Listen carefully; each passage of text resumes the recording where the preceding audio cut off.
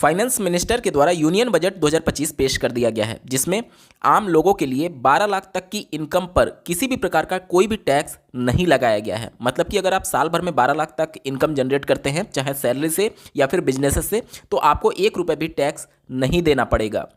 इस वीडियो में हम लोग कैलकुलेट करेंगे कि पिछला जो टैक्स स्लैब था टैक्स रेट के हिसाब से, उसके हिसाब से 12 लाख तक की इनकम में आपको कितना टैक्स देना पड़ता था और अब 12 लाख पर जो छूट मिल चुकी है उससे आपको कितना लाभ होगा। साथ ही साथ कुछ अन्य टॉपिक्स पर भी बात करेंगे और ये जो स्लैब है उसके हिसाब से अब नया टैक्स रेट क्या है, इन सबके रिगार्डिंग डिटेल में बात करने जा रहे हैं। अंत तक जरूर जुड़े रहेगा। नमस्कार दोस्तों, मेरा नाम है नीरज, आप देख रहे हैं फिनोबिट यूट्यूब चैनल। अगर आप इस चैनल पर पहली बार विजिट कर रहे हैं तो इसको सब्सक्राइब करते हुए बेल आइकन को प्रेस करना ना भूलें। पहले का जो टैक्स स्लैब है आप अपने स्क्रीन पर देख पा रहे होंगे। 3 लाख तक जो टैक्स रेट था वो 0% था, 3 से 7 लाख तक 5%, 7 से 10 लाख तक ये 10% हुआ करता था, 10 से लेकर के 12 लाख तक जो टैक्स रेट है वो 15% था, और 12 से 15 लाख तक 20%, और 15 लाख के ऊपर ये जो टैक्स रेट था वो 30% का था। और इसमें अगर आपकी टोटल इनकम सभी सोर्सेज से मिला करके 7 लाख के अंदर होती थी तो उसमें आपको रिबेट मिल जाता था 25,000 तक का। यानी कि अगर आपकी इनकम 7 लाख के अंदर है तो आपका टैक्स लगभग इतना बनेगा, लेकिन वो रिबेट दे दिया जाएगा, यानी आपकी टैक्स लायबिलिटी 0 बनेगी अगर आपकी इनकम 7 लाख तक है तो न्यू टैक्स रेजिम में। लेकिन अब ये जो लिमिट थी 7 लाख की, इसको बढ़ा करके 12 लाख कर दिया गया है। अब 12 लाख तक का आपको कोई भी टैक्स नहीं देना है। अब जो रेट है उसको एक बार देख लेते हैं। आप अपने स्क्रीन पर देख पा रहे होंगे।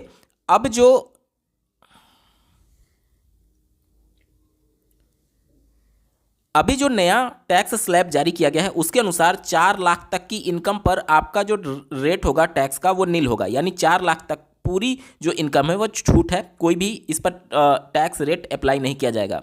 आपकी इनकम 4 लाख से 8 लाख के बीच है तो वो उस पर 5% का टैक्स देना होगा। 8 से 12 लाख के स्लैब पर आपको 10%, 12 से 16 लाख के स्लैब पर आपको 15%, और 16 से लेकर के 20 लाख के स्लैब पर आपको 20%, 20 से लेकर के 24 लाख के स्लैब पर आपको 25%, और एबव 24 लाख आपको 30% का टैक्स रेट के हिसाब से पे करना होगा। अब एक बार कैलकुलेट करते हैं कि पिछला जो टैक्स स्लैब था उसके अनुसार अगर आप साल भर में 12 लाख कमाते थे तो कितना टैक्स आपको पे करना पड़ता था। 12 लाख साल भर का अगर हम लोग मान लें तो पहले 3 लाख पर हमारी जो टैक्स लायबिलिटी है वो 0 बनेगी। उसके बाद से 3 से 7 लाख तक यानी 4 लाख पर हमें 5% का टैक्स देना पड़ेगा, यानी कि ये टैक्स लायबिलिटी बनेगी 20,000 रुपये। ठीक है। 7 लाख से 10 लाख तक हमारी जो टैक्स लायबिलिटी है वो 10% के हिसाब से बनेगी, यानी कि 3 लाख पर हमें 10% यानी कि 30,000 हमारा यहाँ टैक्स लायबिलिटी बन जाता।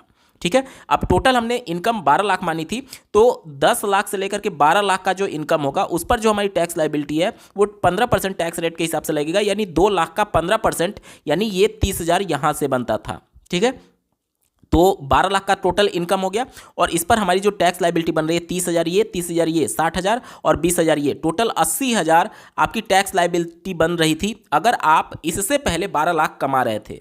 और अब अगर आप 12 लाख तक कमा रहे हैं तो ये जो टैक्स आप पे कर रहे थे 80,000 रुपया, वो अब टैक्स आपको पे नहीं करना है, क्योंकि 12 लाख तक की इनकम जो है वो पूरी तरीके से टैक्स फ्री कर दी गई है। इसके साथ ही साथ एक और बहुत बड़ा बदलाव किया गया है। अगर आप एक सीनियर सिटीजन पर्सन है, मतलब आपकी एज 60+ है, तो आपके बैंक में जो भी सेविंग्स होंगे उस पर जो आपको रिटर्न्स मिल रहे होंगे, चाहे आप सेविंग अकाउंट में रखे हों या फिर अगर आपने एफडी करा रखा है, सीनियर सिटीजन सेविंग स्कीम करा रखा है, तो वहाँ से जो आप इंटरेस्ट अर्न करते थे, तो एक सीनियर सिटीजन के लिए पहले ये लिमिट थी कि 50,000 तक का जो भी इंटरेस्ट होगा उस पर कोई भी टीडीएस नहीं कटेगा। इस लिमिट को बढ़ा करके अब 1 लाख कर दिया गया है। मतलब कि 1 लाख तक का जो इंटरेस्ट से आपको इनकम होगा बैंक में सेविंग के थ्रू या फिर एफडी के through, senior citizen saving scheme के थ्रू, 1 लाख तक के इंटरेस्ट पर आपको कोई भी टीडीएस नहीं देना होगा। 1 लाख के बियॉन्ड जो अमाउंट जाएगा उस पर आपको अभी के रेट के हिसाब से जो 10% टीडीएस कटता है वो आपका तब लगेगा। ठीक है। तो पहले ये लिमिट 50,000 थी, अब इसको बढ़ा करके 1 लाख कर दिया गया है। ठीक है। तो इस तरीके से अगर आप बिजनेस से या फिर सैलरी से अर्निंग कर रहे हैं और 12 लाख तक की आपकी इनकम है, तो पहले जो आप 80,000 रुपये टैक्स पे करते थे, अब आपकी टैक्स लायबिलिटी 0 रुपये आएगी। साथ ही फाइनेंस मिनिस्टर के द्वारा यह भी बताया गया है कि न्यू टैक्स बिल अगले वीक प्रोड्यूस किया जाएगा पब्लिक डोमेन में। अब इसका मतलब क्या हो गया? इसका मतलब ये हो गया कि अभी जो टैक्सेशन रूल है, जो टैक्स एक्ट के तहत जो लगाया जाता है, वो टैक्स एक्ट बदल करके नया टैक्स एक्ट जो कि बिल के तौर पर पेश किया जाएगा नेक्स्ट वीक में, और जब राष्ट्रपति के उस पर सिग्नेचर हो जाएंगे तो वो एक्ट बन जाएगा और उसके हिसाब से फिर आपका टैक्सेशन आपके ऊपर लगाया जाएगा। अब जैसा कि आपको ज्ञात होगा, पिछले बजट में या फिर समय समय पर जो फाइनेंस मिनिस्टर हैं वो हिंट देती रही हैं कि हम डायरेक्ट टैक्स कोड लाने वाले हैं। डायरेक्ट टैक्स कोड में क्या होगा कि पिछला जो टैक्सेशन का डिडक्शन, बहुत सारे रिबेट हमें मिलते हैं, बहुत सारे उसमें क्लॉजेस जोड़े गए हैं, जिससे वो टैक्सेशन का जो पूरा एक्ट है वो बहुत ज़्यादा कॉम्प्लिकेटेड हो गया है। एक आम इंसान टैक्स फाइल करने से बचता है, आईटीआर फाइल करने से बचता है, और उसे सीए की मदद लेनी पड़ती है। इन्हीं सबको आउटकम करने के लिए ये जो टैक्सेशन का रूल है वो पूरी तरीके से सिंप्लीफाई करने के लिए ही नया टैक्स बिल लाने की बात चल रही है, जो कि नेक्स्ट वीक प्रोड्यूस किया जाएगा पब्लिक डोमेन में।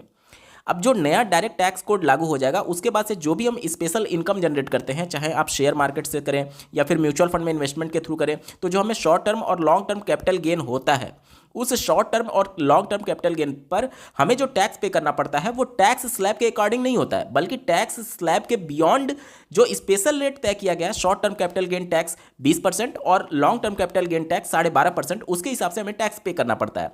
अब अगर डायरेक्ट टैक्स कोड लागू हो गया तो इसमें ये चीज़ें प्रपोज्ड हैं कि वो जो कैपिटल गेन हम अर्न करेंगे, शॉर्ट टर्म कैपिटल गेन और लॉन्ग टर्म कैपिटल गेन, वो डायरेक्ट टैक्स कोड में आने के बाद से वो हमारी रेगुलर इनकम के तौर पर काउंट होने लगेगी, और जो हम स्पेशल रेट अभी दे रहे हैं वो टैक्स स्लैब के हिसाब से देने लगेंगे। मतलब कि इसको मोटा मोटी ऐसे समझिए कि अगर आपका 1 करोड़ का टोटल कैपिटल गेन हो रहा है, लॉन्ग टर्म कैपिटल गेन, तो अभी के नियम के हिसाब से आपका जो इस पर टैक्स लगेगा वो कितना लगेगा? तो ये जो 1 करोड़ है वो आपके मेन सोर्स ऑफ इनकम में काउंट तो होगा, लेकिन इस पर रेट जो हमें टैक्स पे करना है, ये जो स्लैब बताया गया है, इसके हिसाब से अभी के नियम के हिसाब से हमें पे नहीं करना पड़ता है, बल्कि हमें जो इस पर टैक्स पे करना पड़ता है, इसमें से 1,25,000 तक हमें छूट दी गई है। बाकी का जो हमारा बचा 98.75 लाख, इस 98.75 लाख पर हमें long term capital gain 12.5% tax पे करके बाकी का जो अमाउंट बचा वो हमारा अर्निंग हो जाएगा। ठीक है, लेकिन